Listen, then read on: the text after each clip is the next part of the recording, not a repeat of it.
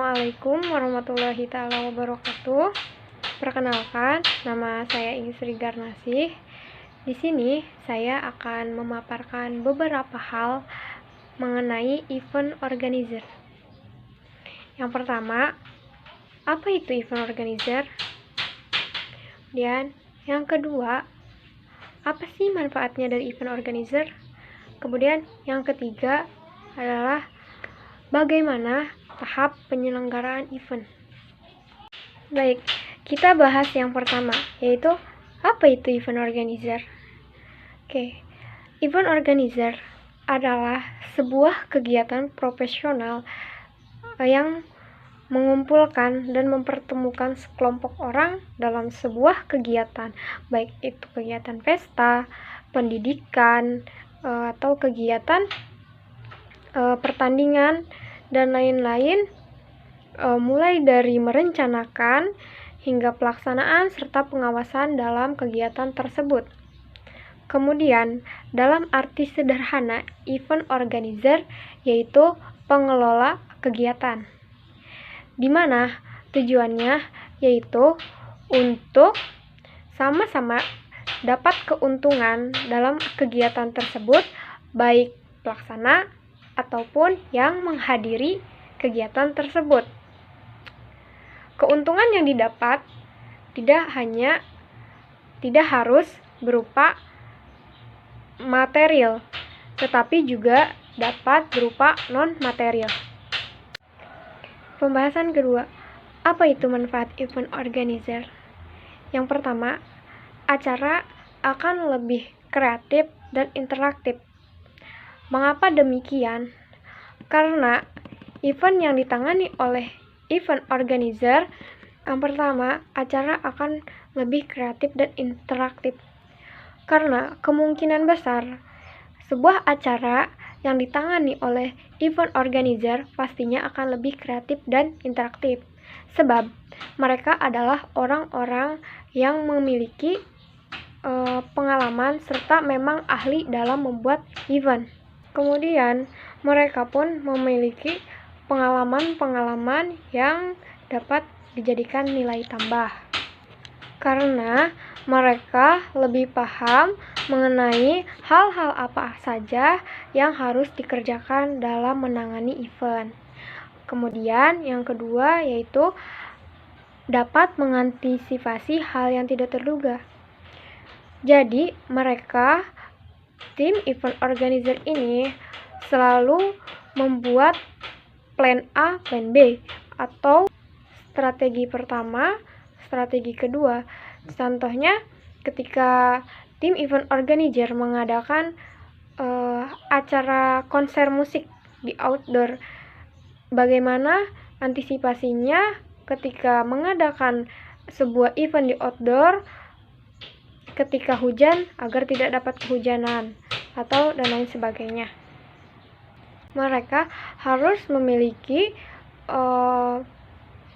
planning cadangan atau susunan acara cadangan agar mengantisipasi kegagalan dari acara tersebut.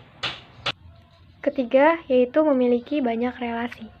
Pada umumnya, event organizer memiliki banyak vendor yang berkualitas yang dapat disesuaikan dalam kebutuhan acara tersebut. Dari segi kualitas, tentu saja memiliki kualitas yang sangat baik. Jika tidak memiliki kualitas yang baik, maka akan menurunkan image dari tim event organizer itu tersebut. Yang keempat, yaitu budget lebih terkontrol. Kenapa? Karena bila Anda menggunakan event organizer, maka keseluruhan budgetnya itu diatur oleh event organizer, sehingga budget itu lebih dapat terkontrol. Anda hanya perlu memberitahu mereka seberapa besar budget yang Anda miliki untuk mengadakan event tersebut. Maka mereka akan mengatur budget yang dimiliki dan menekan pembiayaan agar kegiatan akan tetap terlaksana dengan budget yang ada. Yang kelima yaitu menghemat waktu, di mana event organizer ini dapat menyusun acara, merancang acara, dan menyesuaikan waktu yang ada sehingga kegiatan tetap dapat berjalan dengan lancar sesuai dengan rundown yang telah ditentukan. Baik, selanjutnya yaitu pembahasan terakhir atau pembahasan ketiga mengenai tahapan penyelenggaraan event. Sebelum kita menjelaskan ke tahapan, yang perlu kita ketahui yaitu ada 3 ukuran suatu event. Ada ukuran kecil, ukuran sedang, dan ukuran besar. Ukuran kecil yaitu di mana event ini dihadiri sekitar 20-50 orang. Kemudian yang kedua yaitu ukuran sedang. Ukuran sedang yaitu event tersebut dihadiri sekitar 60-200 orang. Kemudian yang ketiga yaitu event skala besar, yaitu pada event ini dihadiri 200 bahkan hingga 2000 orang. Kemudian pembahasan selanjutnya yaitu mengenai tahap penyelenggaraan event. Yang pertama yaitu perumusan konsep, di mana tim inti dari suatu event organizer akan berembuk untuk merumuskan konsep, baik itu penamaan acara, kemudian pengangkatan tema, serta menentukan lokasi yang akan menjadi sasaran kegiatan. Kemudian yaitu kedua, teknis acara. Tahapan kedua dalam penyelenggaraan event ini yaitu teknik acara, di mana akan menentukan konsep yang dibuat dan memastikan bahwa segala kebutuhan yang diperlukan dari konsep tersebut sudah terpenuhi. Kemudian pada teknis acara ini melibatkan pengalaman kalian, karena jika ada satu bagian yang terlewat dalam teknis acara ini, kemungkinan acara tidak dapat berjalan dengan lancar, dimana kita harus menentukan teknis acaranya, seperti ketika kita membuat suatu kegiatan musik atau konser musik di tengah danau, kita harus memikirkan teknis acaranya, bagaimana panggung yang dibuat di tengah danau itu harus seperti apa, kemudian untuk aliran listriknya harus seperti apa, agar tidak terjadinya konsleting atau dampak-dampak buruk lainnya. Kemudian yang ketiga yaitu menyusun anggaran. Setelah dari menyusun konsep kegiatan sudah matang, tahapan demi tahapan, yaitu selanjutnya menyusun anggaran untuk kebutuhan-kebutuhan yang diperlukan dalam pelaksanaan event tersebut. Salah satunya yaitu seperti administrasi surat menyurat, kemudian ada perlengkapan dan dekorasi, kemudian ada panggung, pencahayaan, serta sound system, kemudian ada pengisi acara, kemudian ada sumber daya manusia yang sebagai tambahan selain dari panitia inti event organizer tersebut, kemudian ada konsumsi, kemudian ada akomodasi, terus ada publikasi serta promosi, kemudian ada pembiayaan untuk lokasi, serta kebutuhan acara yang lainnya. Bukan hanya itu hanya sebagian besar atau sebagai bagian umum saja dalam penyusunan anggaran.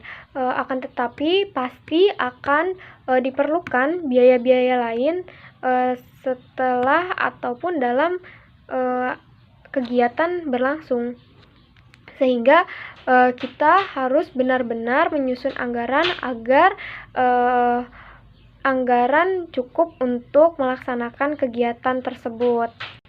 Kemudian ada yang keempat yaitu pembagian tugas, di mana setiap anggota itu memiliki tugasnya masing-masing. Contohnya seperti si A bagiannya itu sebagai pencari lokasi atau negosiasi mengenai harga di lokasi. Kemudian ada bagian pencari sponsor atau donasi, seperti itu. Kemudian selanjutnya itu pendanaan, di mana ketika tahapan-tahapan tersebut sudah terlaksana, seperti pembagian tugas sudah terlaksana, maka selanjutnya yaitu cara kerja event organizer untuk menentukan pendanaan.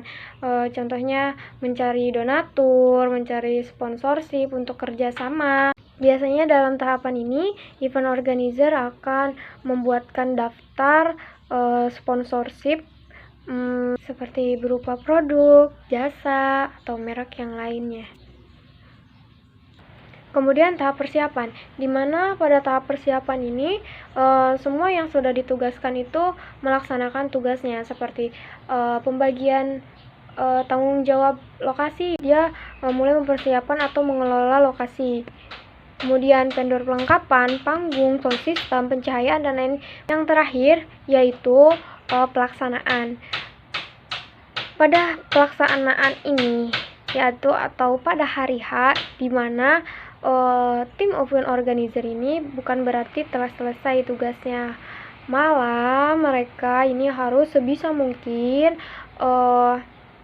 menangani situasi yang ada di lapangan. Banyak sekali hal-hal yang terkadang tidak terduga di lapangan itu, akan tetapi event organizer ini harus mampu menangani acara tersebut agar kegiatan tetap berlangsung dengan lancar dan baik. Mereka harus mempersiapkan seperti pengisi acara dan lain sebagainya harus datang tepat waktu, atau mereka pun harus bersedia memutar waktu karena adanya beberapa kendala seperti itu. Mereka harus benar-benar siap dalam menangani acara tersebut ketika hari H, agar acara tersebut dapat berjalan lancar dan sesuai tujuan yang telah ditentukan. Dan satu hal yang perlu diterapkan yaitu untuk event organizer itu harus bisa sigap, sehingga dalam ketika ada keterlambatan atau suatu masalah dalam acara tersebut harus bisa dengan cepat memutuskan agar tidak dapat membuang waktu dan tidak terjadi hal-hal yang tidak diinginkan atau hal yang bersifat fatal yang dapat merugikan acara tersebut. Begitu.